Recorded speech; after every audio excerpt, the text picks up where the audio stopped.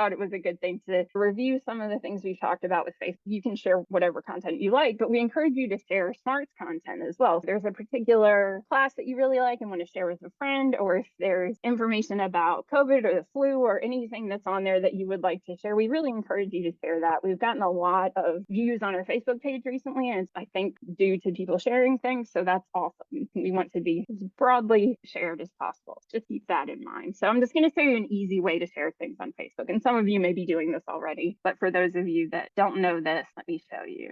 So here we are. That's my phone, and we're on the Smart University page. There's this gorgeous graphic by Les, and we want to share it. So any post, you can go down to the bottom where it has that share arrow. Share is like send it over to somebody else. So you're going to look for that share icon. You're going to click on it, and then you're going to have a bunch of options of how to share something. So this first one up here is sharing it to your feed. That'll put it on your feed, your wall. You can make it public. You can make it to a certain group of your friends if you have groups like that. You can say something about it before you share it. That's maybe one of the most common ways to share it, is to share it on your own feed. You can send it directly to someone in Messenger. So in your phone, you would see your most frequent contacts in this send in Messenger section. I just crossed it out for privacy's sake, but you would see 1, 2, 3, 5-ish people that are the people that you most frequently contact. So you could just click on one of those and then send this particular post to them in Messenger. You also have the options down here to add this to your stories, the sort of video part of your profile. Messenger, again, it gives you an option down here for that. You can text it to someone. You can share it to a group if you're a part of a group on Facebook. And then these are the options down here. If you scroll over from that, if you scroll this way, you can get copy the link. So if you copy the link to this particular post, you can then share that. You can paste it into an email. You can paste it into a text message if that's the way that you want to do that. You can paste it and send it however you want to. You can share it on Instagram, or you can click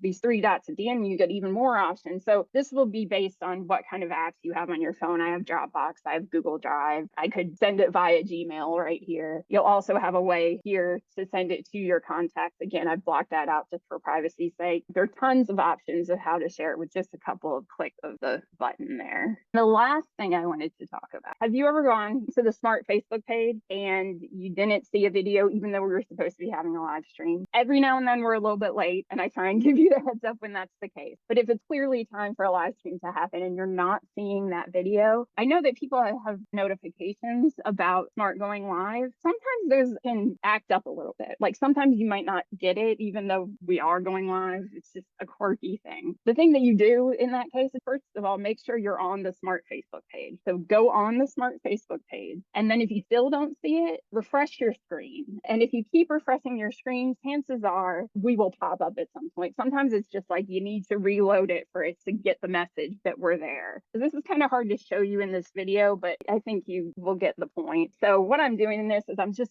scrolling down on my phone like that.